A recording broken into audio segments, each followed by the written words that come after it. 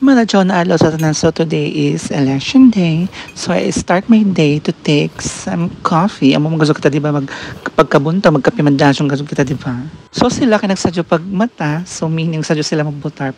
Pero ako nasadyo ko pag mata kay mag-jogging ani ako dito. Tapos ako magboto kay hibayo ko pagkabunta grabe jong kapila di ba. As usual sa mapasok yapon ako mag-jogging kaya dito mga na area may gaganasan ng press ko pagkabunta bisan ini alas 7 na bagay inkat o 7:30. Kadili ka daw suga dito na part kay tungod sa mga kahoy. Kaya pag ko sa karsada, gino ko gabi nakainit pag 7 a.m.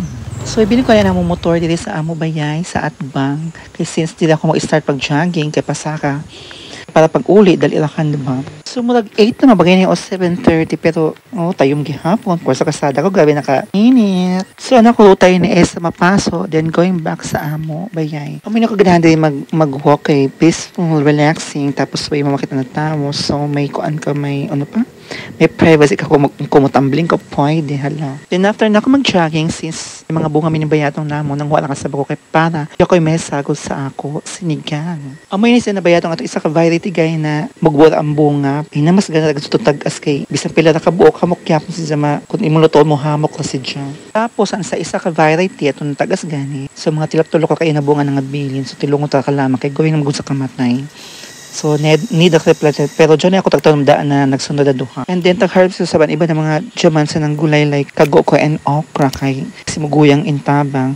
Tapos, very good na makalabas na nagbungan taon-taon na mag-survive na niya kay bagan upat ni sa kabuyang. Tapos, mga siling na kagoko nang hihimo man ng buyak na. So, katagmingo naman ako in a place. So, ako na i-flex and lure kay bang kagana sa scenery. Kuan, ka relaxing. So, kay di ba ako nakuha is gamay. So, ako kasi dungaga ng mga pako since may pako sa atubangan na mo. Sayang sabihin ko diligula yun, di ba?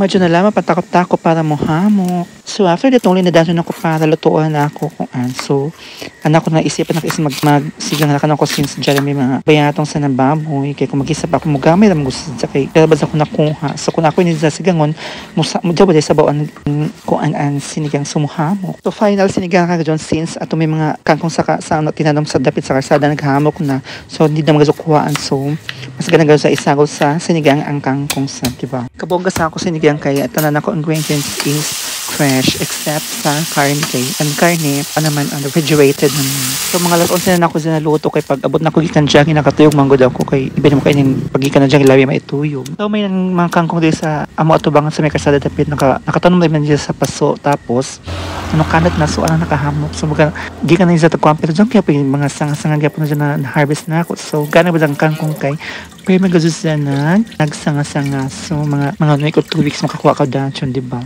So after na ako makaloto, isamahan na ako dachon kay pagkaman ako pamamapulisid sa ako panlaba kay sunod semana, yun ako oras panlaba kay barat asa kita pang rebanding, di ba?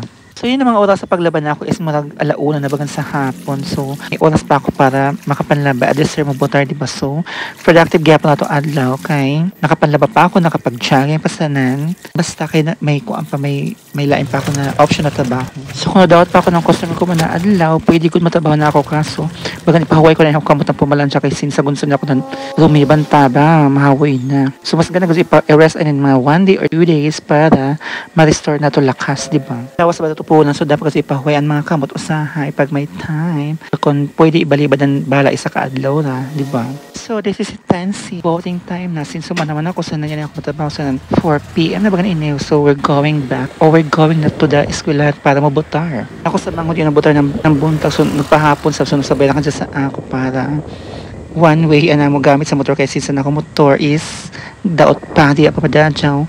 So, di ka pa pwede mag-solo-solo ng panaw.